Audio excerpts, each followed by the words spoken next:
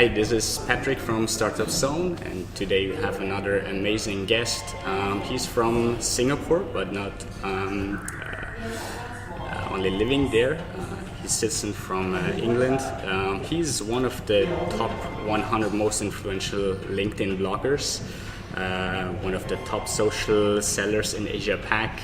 He was awarded Asia's most influential digital media professional and small business rising star, author of several international bestsellers, owner of several businesses, and you can see it already. He is the only NASDAQ listed CEO. Not NASDAQ listed. Don't mention NASDAQ. Oh, no. We left NASDAQ 2 years ago. Oh, okay, but let's say you were the only NASDAQ. Well, I'm the only CEO of the Mohawk. That's how we now, the position of the brand now is very much the only CEO of the Mohawk. We just dropped the NASDAQ. Okay, that's good. So, welcome and thank you very much, Pleasure, thank Chris Reed, for taking the time and talking to us today. Pleasure, thank you. Maybe you let us know a little bit about yourself, where you're from, and how. What was your way to Singapore eventually? Well, I'm obviously English, so I left England 10 years ago because I predicted Brexit and the chaos that Brexit would bring. But also, I mean, in all seriousness, that is the mentality of British people versus Singapore. Why I left Singapore, UK to get to Singapore is literally because I was an entrepreneur in London, and I found it very closed. I found it my only clients were in England. I'd never had a European brief. You know, it's very much that's the way England is. Where I came to Singapore, and it was a choice between Singapore and Hong Kong, and I settled in Singapore 10 years ago now. The first thing I learned was the government there and everyone there going, okay, we're going to target the whole of Asia Pacific. And you go, the whole of Asia Pacific? That's like 2/3 of the world's population. Are you sure you mean the whole? Like India and China and Japan and Australia and Indonesia and okay, just get on with it. And it's just like it's expected there. That you target other people. So I saw an opportunity to test myself. I was going to be year 40. Yeah. So if you don't test yourself then, if you don't leave your country, then you really never were going to do it. So I went there.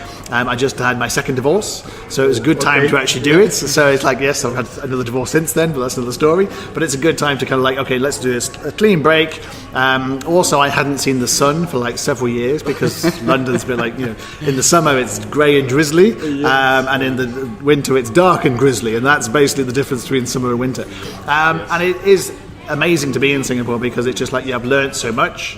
And I started using LinkedIn by coming over, and literally I didn't know anybody. So I came over knowing literally nobody. I used my connections in the UK. I had 200 LinkedIn connections 10 years ago. And I said, do you know somebody in Singapore? And they all said, or many of them said, yes, go and see this person, go and see this person. That's amazing. And then when I wrote to them on LinkedIn, they all said yes. And it's like, this is amazing. If this had happened the other way around, people in London would not have said yes. Yeah. They would have said, no, go away. Who do you think you are? Whereas in Singapore, no, come in. And they were, Filipinos and Malaysians and Singaporeans and English people and expats and Australians and Europeans. And it's like, even Americans were friendly over there. It's like, well, Americans are even open-minded and friendly over here. It's amazing.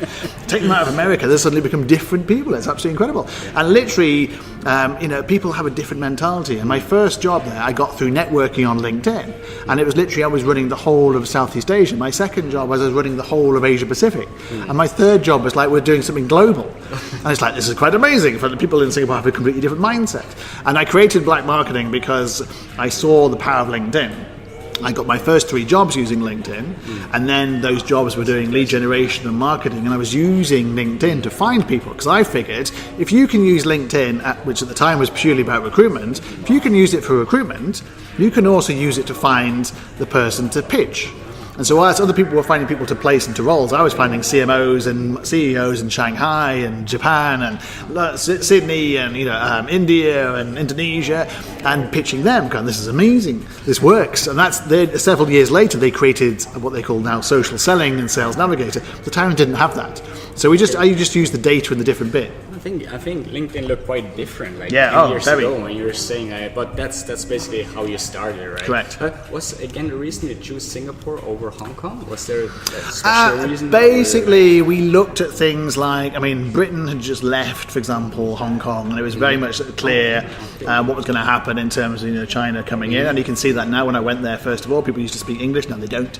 Many people now don't speak as much English. Now Mandarin is now number 1 language there, where Singapore is English first. Yeah. So from the point of view of, from my point of view, I'm terrible at languages. So go back to your earlier question about, was I any good at school? No, I was terrible at school. I failed everything at school. I couldn't even speak French, let alone Mandarin or Bahasa or anything else. So, I knew that if go with an English-speaking country versus a non-English-speaking country, I'm going to choose this. Is a good place to be. And also if you come to things like little things like the airport. I spend so much time in Changi Airport that actually it makes a hell of a difference if you go through Changi Airport and you can literally get out in 5 minutes and be home in 10, whereas Hong Kong you can't. Hong Kong takes a long time to get out. It's a horrible airport and it's an hour from the city. Yeah. So, and also people had told me that basically Hong Kong has obviously lots of pollution and it's there's no greenery there, whereas I read up about things like Lee Kuan Yew, for example, who believed in greenery in Singapore to not only cool things down, but also from a visual point of view, an aesthetic point of view. So I was very impressed when I went there and go, wow, this is amazing. And then the shops were open till like midnight on a Sunday, which, coming from the UK, it's like they close, close at 4 o'clock in the afternoon on a Sunday. They close. It's like, what do you mean they close? Like, you heard the thing called the internet? But the other way is also funny, right? Like people visiting you, like Asians, and it's like, hey, I want to go for shopping on Sunday, but everything is closed. And they, of course. It's like, okay, that sounds cool. So you don't seem to regret that at all. You made that. Oh no, it's the best thing I ever did. It's probably the best decision of my life. Nice. Because it transformed my business and it transformed myself. Yeah. Talking about business or businesses, I mentioned it before. Several businesses. You just told me before is 7 in total.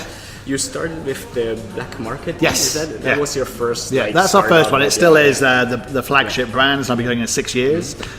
So very much that does LinkedIn for entrepreneurs and SMEs. So we do things like social selling, for example. We generate leads. We do personal branding. We do employee branding. But for SMEs, very much for SMEs. For people like you and I who run companies, for example, we work for you because you might not have a marketing team or a sales team. And if you do, they don't know how to do LinkedIn.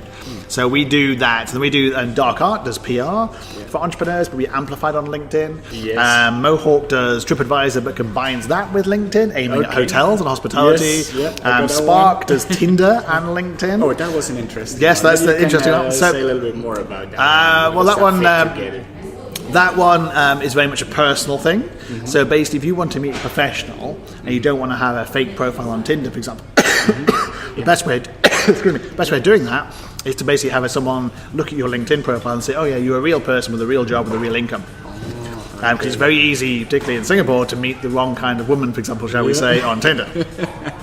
Who may not have a real job and may just be there for a few days, and then you meet the other kind of woman there who basically may be a domestic helper, for example, and they can only see on a Sunday, which is fine, but it's very limiting, and you also don't very much to talk about. So you get over the initial let's have fun and all the rest of it, and then you go, okay, this isn't really going anywhere, is it? I can't see you until every Sunday, and then so this is to basically I always used to put my LinkedIn on my Tinder, for example. So okay, check me out. Here's the reassurance. I'm a real person, because women also they have to have some kind of protection on Tinder than who they're going to meet. I mean, Singapore's very safe.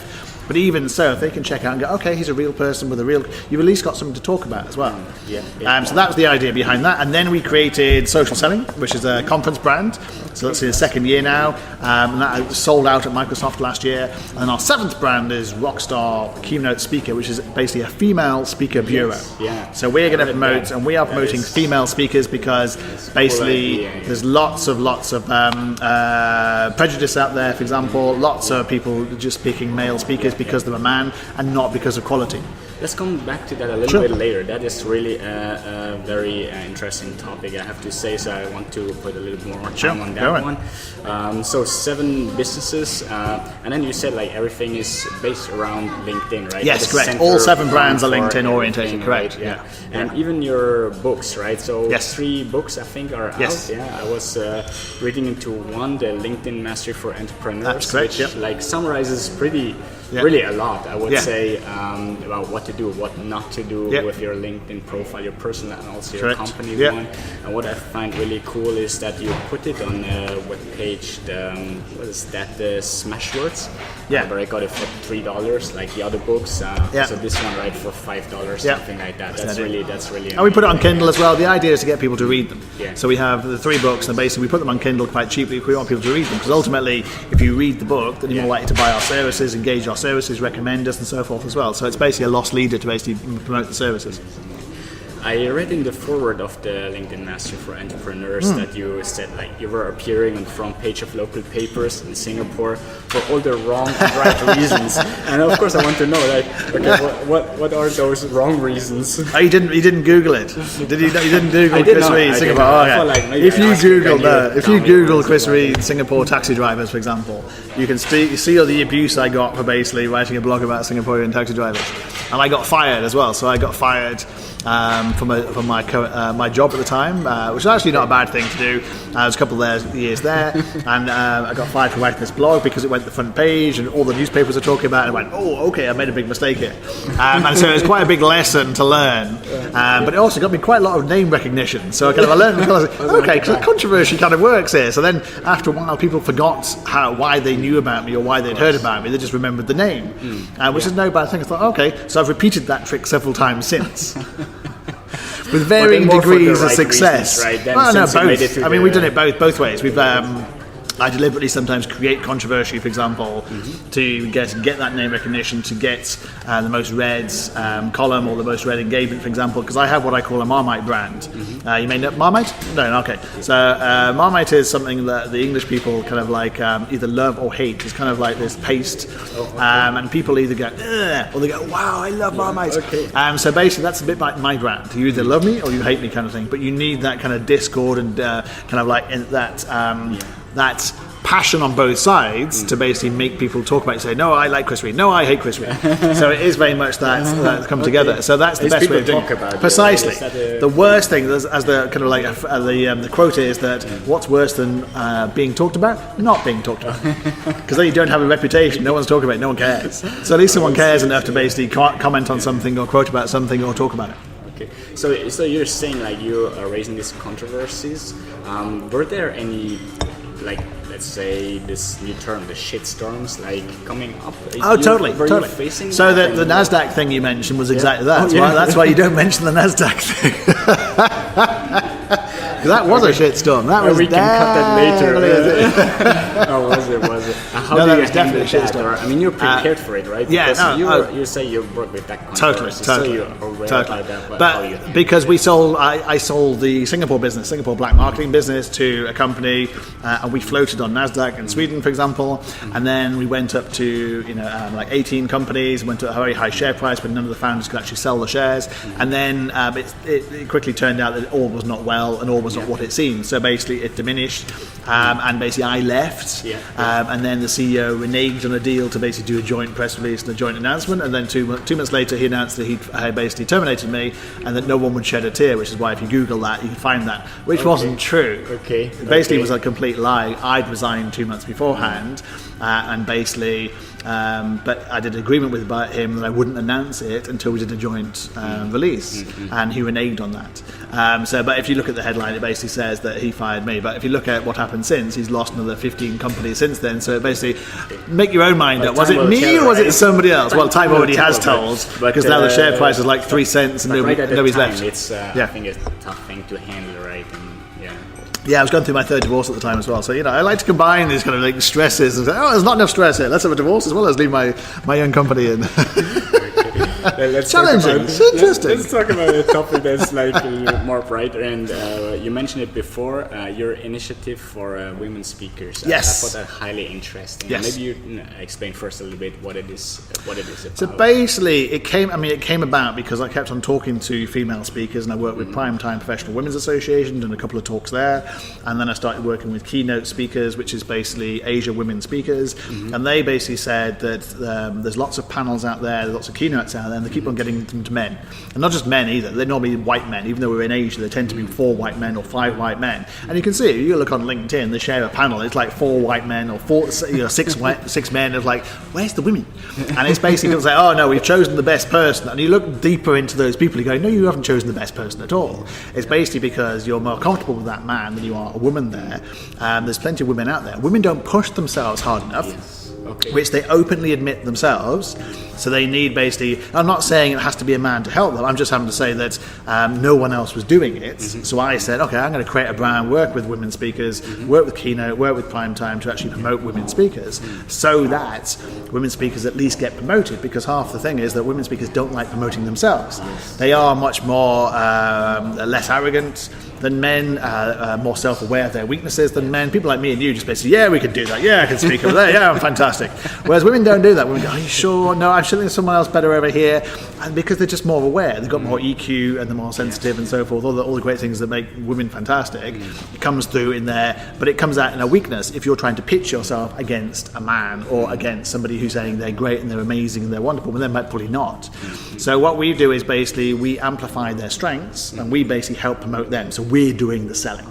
So I'm doing the selling and my team are doing the selling on their behalf, effectively acting like agents, but we're specializing in female speakers. Because all the other speakers of bureaus across the world, if you look at their rationale of men against women speakers, it's like they may have 10%, maybe 15% women, and the rest are all men. So it's no wonder only men basically get on the panels and the keynote. So we're going to basically tip it around the other side. We're going to work for women directly, enhance their LinkedIn profiles, sell them on LinkedIn, do more personal branding for them, and market them separately and become the place to be. And we're getting people, speakers from all over the world. Literally, we had speakers from America, people from the UK, people from Hong Kong, Sydney, Shanghai, Singapore, literally across the world. Absolutely across the world, basically said, that's an amazing idea. We love your initiative and we'd love to be part of it. Can we promote us? And that wouldn't happen if the prejudice out there wasn't actually happening. So if everything's okay, because I've had criticism of people saying, oh, we don't need a white man to help us kind of thing. Well, clearly you do, because people are saying to me, help me. So and women are the kind of people who say they would like some help, whereas men wouldn't do this. If this situation was reversed, there wouldn't be men going, oh, can you help me, because they wouldn't do that. They just basically sit by themselves and pretend nothing happened, because that's what men do. So that's the initiative to do that. So I'm very excited about that. Yeah, this approach, I think it also is a fantastic approach, because the other way of doing things, like what I see a lot is like quotas, right? Yeah. Put quotas, gender quotas, and I personally think it's a horrible thing, right? Because it's in the end not helping anyone. I'm not sure what's your I totally agree. I mean, we're not saying do quotas. We're just saying pick the best person. Yeah, correct. And most of the time, the best person is not a white man who happens to be in that particular job, either tick the box. It's probably going to be a woman. But the problem is the woman isn't being promoted enough, and is not being amplified enough, or the man just won't pick a woman. I've had a lunch with a speaker last week. Very, very high up speaker, has been doing speaking for many, many years. Before that, she was a marketing director of a big brand, actually a big German brand in Singapore. And she said to me 3 times in the last 2 months, she's been pitched forward for an event, for a keynote, and then the male CEO has said, nope, don't want her, I want this man over here. She's precisely 3 times that's happened. That's not coincidence. And she's a very good speaker. She's got credibility, she's got experience, she's worked for a male-dominated brand, and she's phenomenally well. She's with a big German brand in Singapore, doing a phenomenal job, and basically she gets looked over. So why does that happen? That's not because a man is better. It's because they've just chosen a man because of his sex, not because he's better. Impressive that still happens. Obviously, it happens still today, it does, right? Without a shadow of a doubt, 19 or 18. And you can see it. You just look on social media, look at the amount of panels just have men. It's like you can see it. It's like that. I mostly see that. But again, you see it everywhere, right? You see it in board of directors, leadership, executive roles. Definitely board of directors. Right? Definitely. I read recently also in Malaysia Parliament, they promoted that 30% women should be in the Parliament. Again, makes it a quote. A quota, okay. Quota, right? And then it's like, and then you're not sure, it's like, okay, did you really pick the best, or you just have to fill a quota? That's why I think this initiative. But on the other hand, you've got, for example, the SGX in Singapore has 9% of their directors are female. Now that's not because there aren't another 40% of females out there who are good directors. It's because they're not being picked. So that's not a quota thing, that's just a prejudice thing. That's just, it's an old boys club kind of thing. We're just going to have the boys in here running the show. It's like, you need some women in this. You can't be basically, because the women are going to be better, solving better problems, being more dynamic, being more creative, and they're not just be going back, he's a friend of mine, so let's put him in the board of directors instead. And that's what's happening. So if you need quotas to build it up, then so be it. But you shouldn't need quotas, you should pick the best person. Great to hear that you got something to help promote, and all our services. Next time I'm on a panel, more ladies also. But in all seriousness, it takes men to do it. Yeah. And I saw a post last week, for example, by a high-up marketing director of Mattel in America, and he basically said, "I've been invited to speak in an all-male panel," and I said no. And an all-white male panel, and I said no in America. And basically he put it out there saying, I'm not going to speak anymore. And basically he got hundreds and hundreds and hundreds of people saying, fantastic, and hundreds of people said, you shouldn't do that. Basically, why? And he got criticised, but he's in America, so they have different things. They said, what about the blacks? What about the Hispanics? What about the gays? What about the transgender? I go, oh my God, that's far beyond the problems we have in Singapore, where just getting females on there is a big enough challenge. That's a completely different kind of concept. But it's good that it does take men to kind of push back and start conversations. So at least you're challenging the people picking it, saying, why are you picking me? What about these other women over here? And it takes men to say no in order for women to get a chance, so that it basically stops the prejudice. Okay, makes sense. Let's pick up the last topic. Sure. I want to discuss with you, and this is like you're Mr. LinkedIn, obviously. And many people would argue is like, what is the better social media platform, Facebook or LinkedIn? And then there's like very fast it goes into like, Facebook is for like private stuff, and LinkedIn is for professional. Whereas I saw that in Southeast Asia, also in Malaysia, there's many SME businesses running Facebook pages. And they're like not. I mean, when I came here, it's not so long ago, right? Only 5 years, but I saw that a lot less people using LinkedIn for professional reasons than they would use Facebook. What's your take on that, or what would you? It's very interesting. No, it's very interesting. What I would say is that LinkedIn is by far and away the best place to do business. I'm not even on Facebook, not on Twitter, not on Instagram, because I don't believe that's the right place to do business. Because I believe that it's a bit like if you went to a weekend brunch, for example, in KL with your friends and your family, you're having a great time, had a few drinks, and then someone comes over and pitches to you on a Sunday afternoon. That's what Facebook is like. If you meet that same person in a coffee shop on a Monday morning and they started talking to you, you'd talk to them because the business context is different.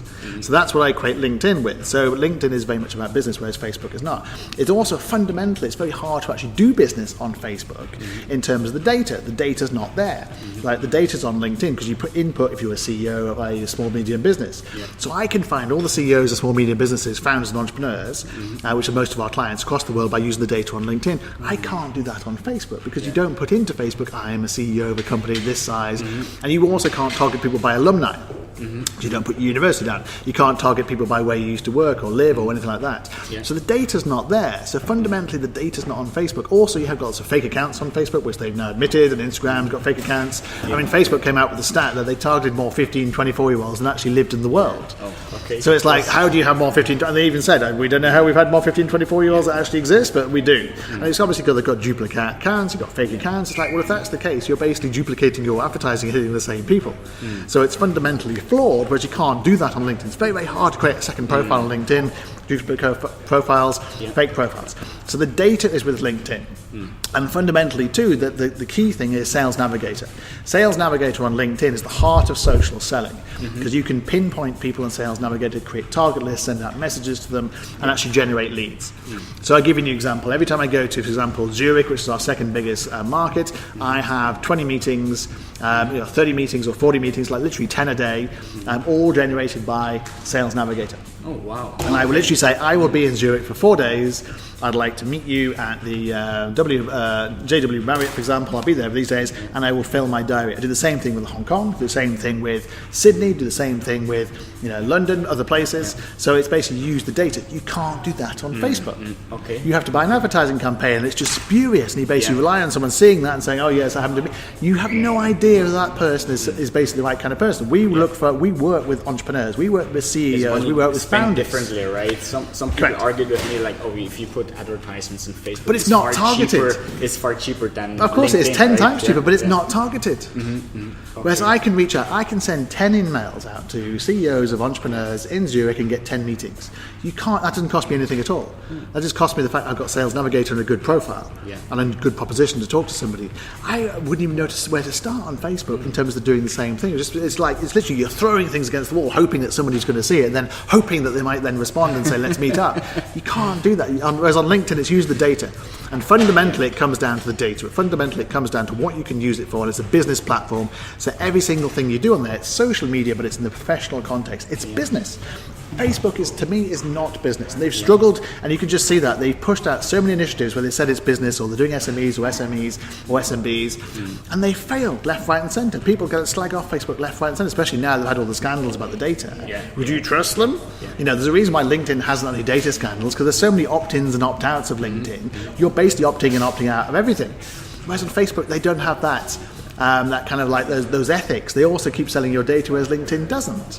So it's very much, there's fundamentally differences between philosophies of the two social media brands. One is ultimately about business and one is not. And one is growing. And also the other point is Facebook is not in China. Neither is Twitter or Instagram or YouTube, whereas LinkedIn is. LinkedIn is. So LinkedIn is across the world, and it's across the world completely. Like Germany being a good example. I went to Germany, for example, to do a workshop before Christmas, and they obviously have Zing. So we basically did a chart which basically showed that Zing has, I think, 13 million users and LinkedIn has 11 million users in Germany. But then I showed the picture of Europe. Zing, 0 outside. There were a few people in Switzerland, a few people out, German-speaking countries. But LinkedIn, like 150 million people. And then you suddenly see people going, you know what? If I just want to target Germans in Germany, I could do Zing. When I target somebody else, I have to use LinkedIn. Then I showed the whole world, and obviously Zing is nowhere. So basically what LinkedIn is. So that's the point. It's a global professional network, and it's the only global professional network you can rely on, use the data, enhance your personal brand, and sell. Okay. That was, again, a good marketing for LinkedIn. But makes sense, makes a lot of sense. And let's see if some of my friends which were really pro Facebook, I can convince you of these arguments. You have to read my book. Read the book. It's all about LinkedIn. I can really recommend it. Again, you'll find it. We put up on the links. You can buy the soft copies. Really, I can recommend. Or you can do the Kindle, the audiobook, the paperback, the hardback. Amazing. I read one. Amazing. I can recommend that. And I think the others are as interesting too. They are, yeah. This is the best one. Because this is the latest one, so this is obviously the best one. Okay, cool. Let me come to my last question. Sure. I have a couple of more questions. Go for it. We have to respect your time also, and we don't want to make the videos also too long. Well, we know we announced it earlier. Also, Malaysia will LinkedIn will build their offices in Malaysia to discover more in the Southeast Asian market, which is quite cool. Well, I think maybe your summary or your what you can give the entrepreneurs, the startups, like all the tips that you put in all your books, which is the most top number one tip that you will give everyone. Very easy. For their LinkedIn very profile. easy. I mean, very easy. It's basically one top tip is your personal brand. Your personal brand that was meant to be your photograph. Have a photograph. Have a strapline. And what I mean by a strapline is, Chris Reed delivers LinkedIn, or Chris Reed, the only CEO with a Mohawk, delivering LinkedIn. That's your strapline. What's your strapline? Like Nike has Just Do It, Apple has Think Different. What's your brand positioning statement? And have that in your LinkedIn because it's part of your keywords. And then fill in your summary section. So many people don't fill in their summary section. That's your story. That's your bio. That's why someone starts a relationship with you. And don't be about this is my work. Oh, it's about talk about yourself a bit more. Talk about your leadership. Talk about why you moved country. Talk about different things. And then have a background picture. A lot of people don't realize they can use the background picture to market. I change mine 3-4 times a week because I treat it like an advertising space. And then add media in. So you have to treat LinkedIn as a living, breathing profile which you change on a regular basis, and because you get people coming to you. So put videos there. Something like this. Put videos. LinkedIn loves videos. So put videos there. This is all part of your personal brand. So basically the number one tip is enhance your personal brand by doing what LinkedIn asks you to do, the simple stuff. If you do that, your ratings will go up, your views will go up, your search appearances will go up, and you'll start engaging. And then people go, wow, that's amazing. Cool. Thank you so much, Pleasure. Chris. Thank you very much again for joining us and give us the opportunity and the time to talk about that. We put the video next Tuesday, and hope you guys like it. Don't forget to subscribe, and then we see you again in the following week. Thanks. Thank you.